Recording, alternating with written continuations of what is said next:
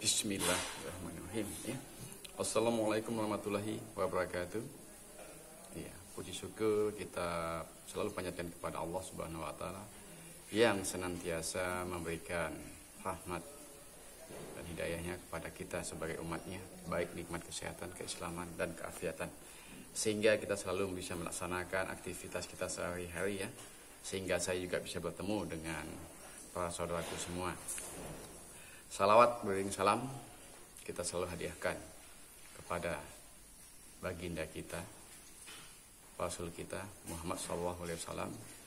Insyaallah kita mendapat syafaatnya kelak di akhir kiamat ya. Salam sayang, salam santun tentunya buat para saudaraku dimanapun Anda berada. Salam hormat buat Mama sekalian. Salam kangen selalu buat para saudara kami dimanapun berada, Master dan Bakter Padepokan Senang Sejagat dimanapun berada ya, dari Indonesia sampai luar negeri ya. Salam santun, salam rahayu buat para sahabatku, para netizen dan para fans Padepokan Senang Sejagat. Kali ini kita akan bincang-bincang tentang masalah kesehatan manusia ya, bincang-bincang tentang kesehatan manusia yang tentunya akan berhubungan dengan pelajaran-pelajaran di Padepokan Senang Sejagat ya. Jadi kita mesti memahami bagaimana sistem kesehatan manusia itu sendiri. Dasar utama kesehatan manusia adalah di pencernaan atau di lambung ya. Dari pola makan kita menentukan kesehatan kita. Itu yang paling utama kita ketahui. Jadi ngomong-ngomong ya, kita sadarin, kita pahamin, bahkan kita tahu sangat penyakit sumbernya semua rata-rata dari mulut ya.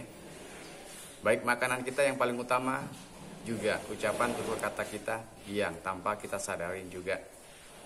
Jadi sumber utama adalah mulut.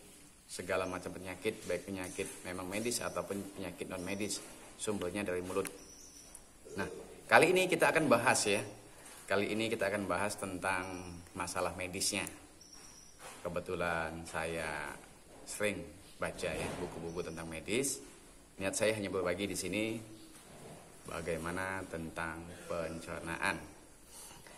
Baik, saya pernah membaca dalam suatu buku tentang kesehatan manusia. Nah, di suatu buku itu dikatakan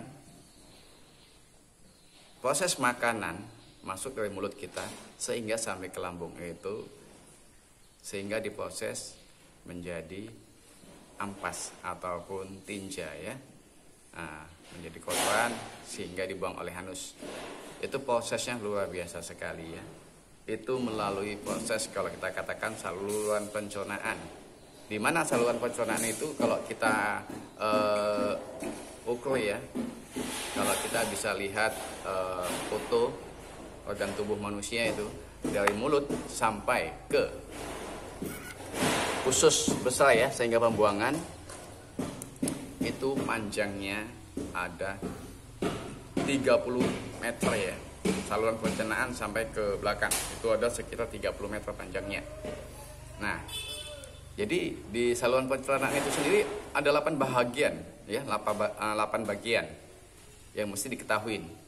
Jadi kalau kita nanti seorang terapis ataupun pengobat, baik secara batiniah ataupun secara supranatural, kita juga mesti memahami bagaimana secara medis garis besarnya tentang kesehatan manusia itu sendiri. Jadi kembali kita katakan saluran pencernaan tadi ada 30 meter ya panjangnya, sehingga tentang sampai ke pembuangan. Nah, itu ada terdiri dari 8 bagian. Ada mulut, kerongkongan yang pertama kali ya, mulut, terus kerongkongan masuk. Lalu masuk ke lambung, ada usus besar, ada usus kecil. Di situ ada juga pankreas, ada juga hati dan kantong empedu. Jadi dari 8 organ ini tadi, ketika pencernaannya tadi baik, tentunya akan sehatlah tubuh kita.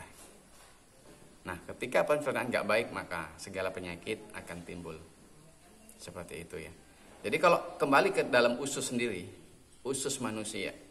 Tadi kan pencernaan ya, totalitas semua di tubuh manusia dari mulut ya, kerongkongan sampai lambung. Siap lambung itu ada usus ya, yang musing. Di situ ada, kita kenal usus halus, ada usus besar, ada usus halus ya, ada usus 12 jari itu.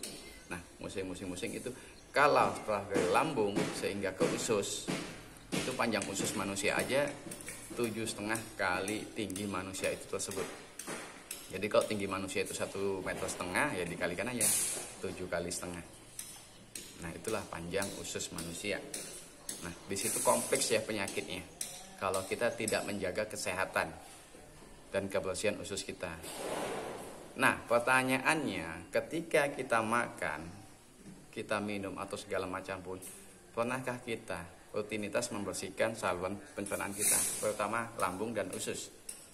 Serasa kita karena kesibukan kita sendiri semua terlupa akan hal itu, sehingga bermacam-macamlah penyakit datang.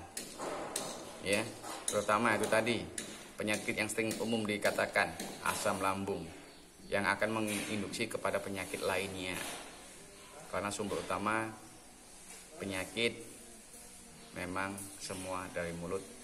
Tidak bisa menjaga pola makan, insya Allah akan menjadikan penyakit ya. Tapi insya Allah dengan menjaga pola makan, tubuh kita akan sehat.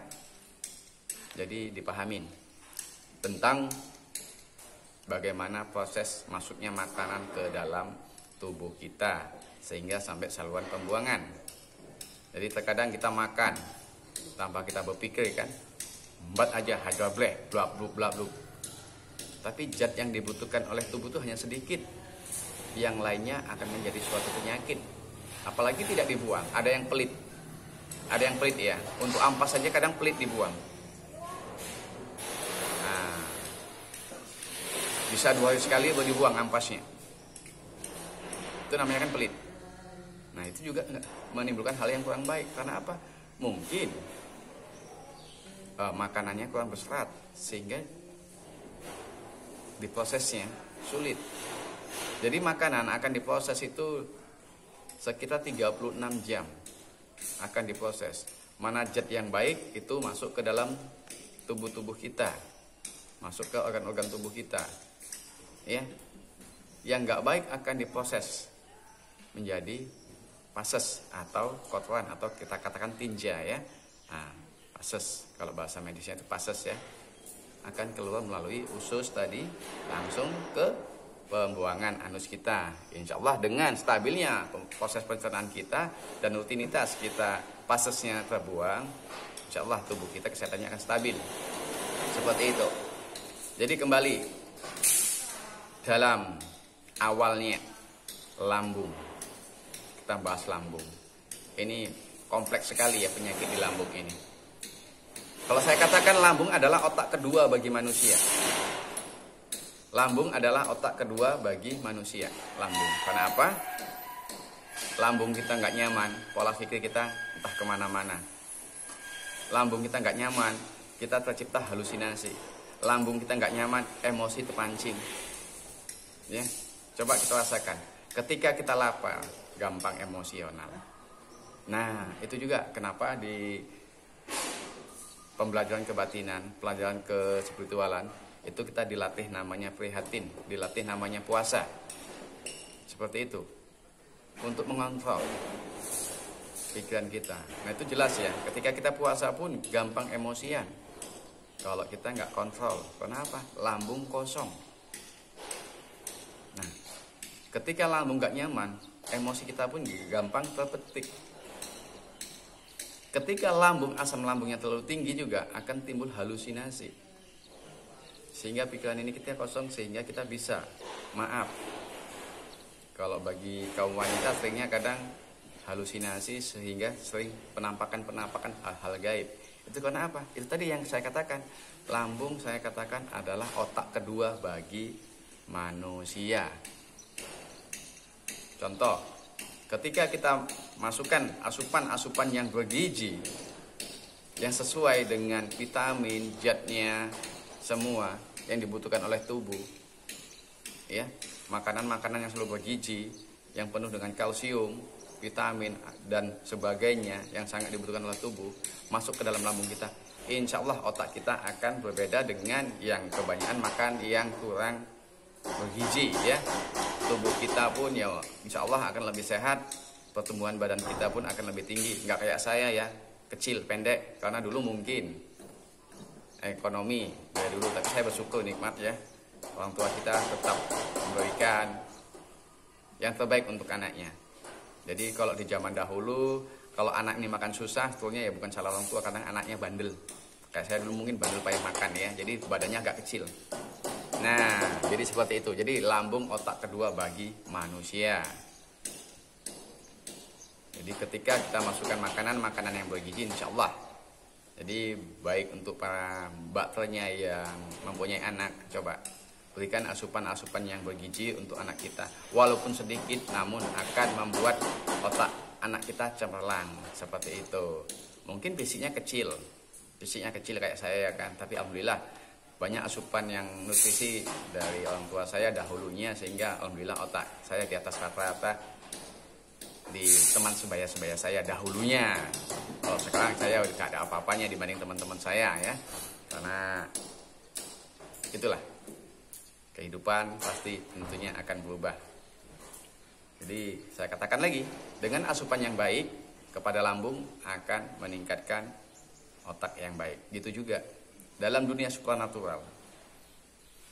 Ketika lambung kita aman dan nyaman,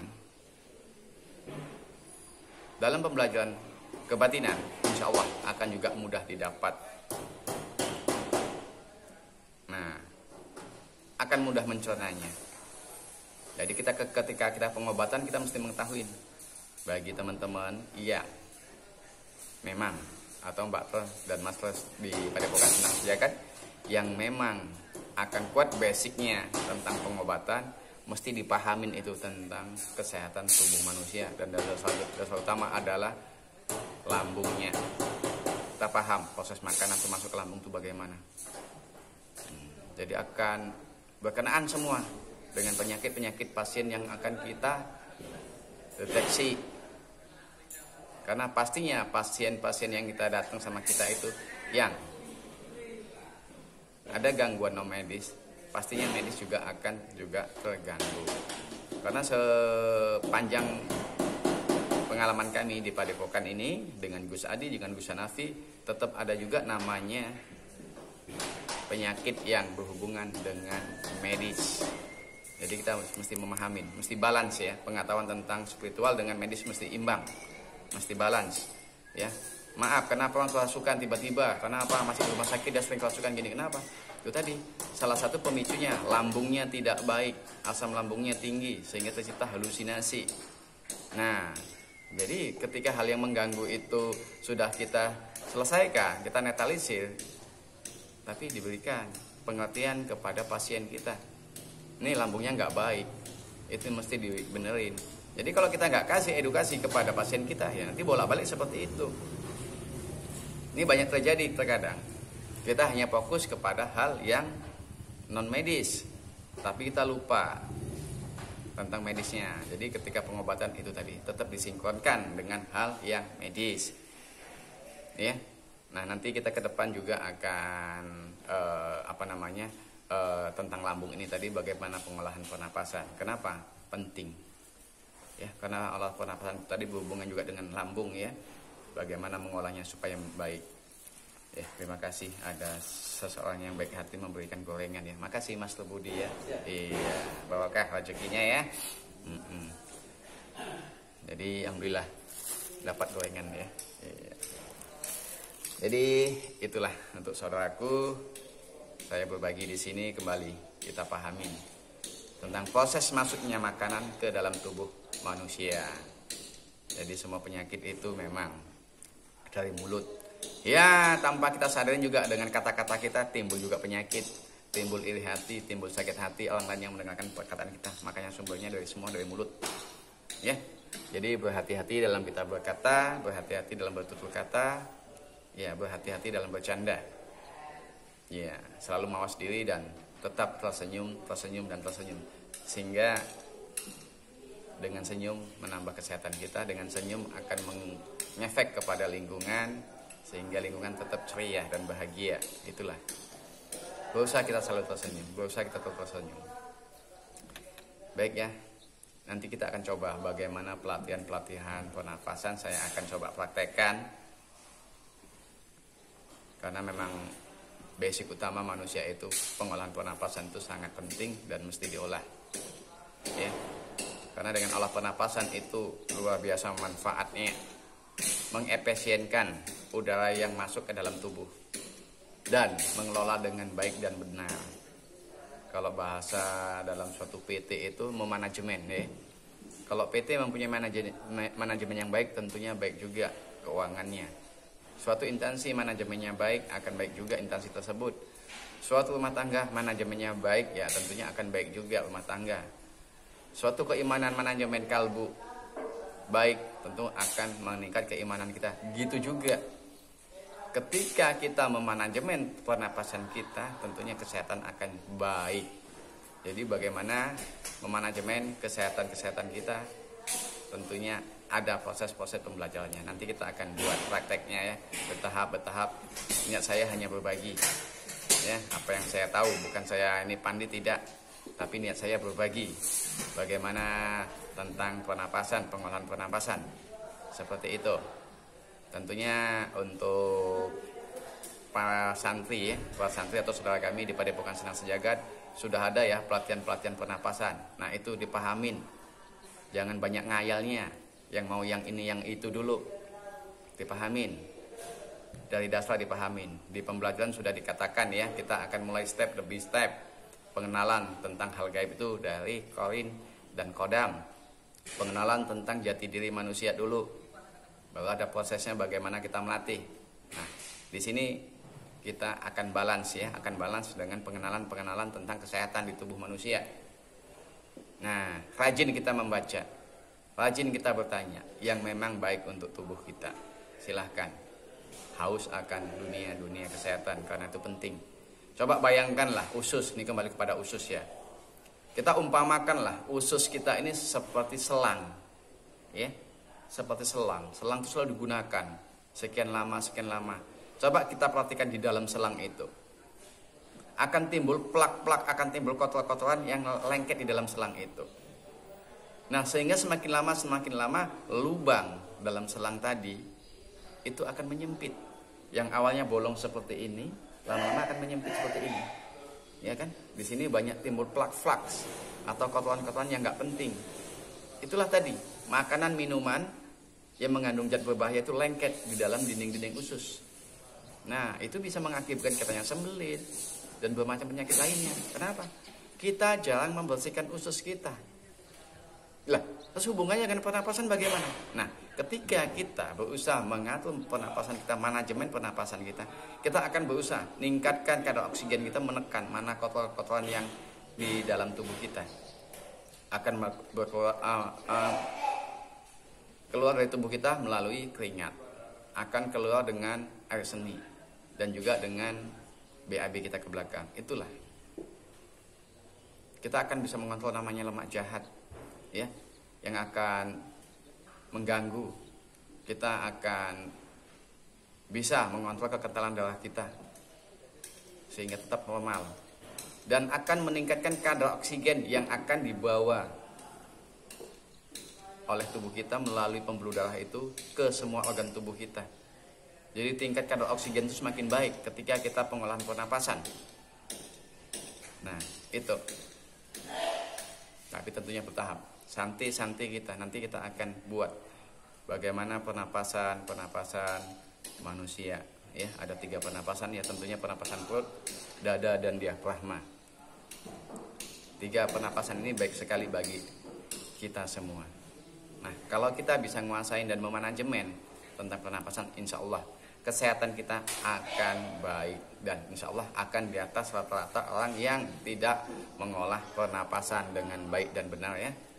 Yang pastinya energi kita akan stabil, energi kita akan lebih baik dibanding orang yang tidak pengolahan pernapasan, dan sangat baik sekali bagi pelaku spiritual. Ya, sangat baik sekali bagi pelaku spiritual, akan meningkatkan kepekaan, akan meningkatkan kefokusan dan energi akan berlipat dibanding kita mempelajarin kebatinan dan napas tidak di manajemen. Ini berarti ada dua kekuatan yang jadi satu dalam tubuh kita. Ya, kekuatan kebatinan dan kekuatan secara medisnya kita. Itu luar biasa akan menjadi satu. Nah, tentunya akan menjadi perpaduan yang sangat luar biasa ya. Ya. Dan untuk para santriwan, santriwati atau master dan bakter Padepokan Senang Sejagat ya. Jangan hanya sekali dua kali pelatihan pernapasan. Iya. Monggo rutinitas. Barang 15 menit atau 10 menit setiap paginya. Barang 10 menit atau 5 menit setiap malamnya setelah sholat. Insya Allah kesehatan akan tetap prima dan kebatinan akan selalu meningkat. Itu bisa menjadi benteng. Kalau kita sudah otomatis mengolah napas itu menjadi benteng. Tiba-tiba ada serangan secara gaib, itu otomatis karena udah latihan napas kita langsung memprotek napas kita tap gitu. Nah, itu akan menjadi benteng yang luar biasa jadinya ya, dibanding kita tidak mengolah napas seperti itu. Tentunya di video selanjutnya kita akan buat, saya pribadi akan buat bagaimana pengolahan pernapasan dari tahap awal sehingga manfaat, dan kita akan coba praktek-praktekkan tentang hasil-hasil pengolahan pernapasan ya. Nah, jadi ketika kita sudah berhasil, kita gampang sekali menyalurkan hasil pelatihan-pelatihan tentang pernapasan. Tapi yang paling utama adalah kesehatan tetap prima, insya Allah. Jadi andai kata pun ada virus atau bakteri yang menyerang tubuh kita, dengan kita pengolahan pernapasan, tentunya kita akan lebih terproteksi, akan lebih gak gampang sakit kalau orang Jawa ngomong ya. Enggak ringkih awaknya, sikit-sikit sakit. Nah, insya Allah seperti itu. Yaitu ada tata caranya bagaimana untuk pengobatan diri sendiri tentang nafas, ada tata caranya bagaimana kita pengobatan untuk orang lain tentang nafas ya, dari nafas juga dari pengolahan nafas. Insya Allah kita akan buat nanti tutorialnya ya. Tapi intinya tetap jaga kesehatan, tetap jaga pola makan yang kita udah ketahui tadi ya, bagaimana di awal tadi pola makan itu menentukan kesehatan kita ya. Ingat, selalu berpikiran positif supaya kita tetap lebih nyaman dalam kehidupan ya. Tetap semangat, berpikiran positif selalu, dan ojo lali tingkatkan ibadah kita, senantiasa meningkatkan ibadah berserah kepada Allah ya. Bagi yang non muslim tingkatkan juga ibadahnya kepada Tuhan yang Maha Esa ya. Insya Allah kita akan bertemu di video berikutnya tentang kita akan kupas bagaimana pola-pola pelatihan pernapasan ya bagi santri Padepokan Senang Sejagat. Monggo, bagi sahabat saya yang ingin mensubscribe silahkan, sehingga nanti kita tetap bisa bertemu, tetap bisa mengikuti, tekan loncengnya sehingga video-video saya insya Allah saya akan bantu ya, akan bantu berbagi apa yang saya tahu tentang kebaikan. Saya akan bantu share ya, akan saya bantu buat videonya untuk kebaikan kita semua. Terima kasih yang tetap setia dengan Kang Nanda SP. Salam Rahayu, tetap semangat. Akhir kalam dari saya, assalamualaikum warahmatullahi wabarakatuh.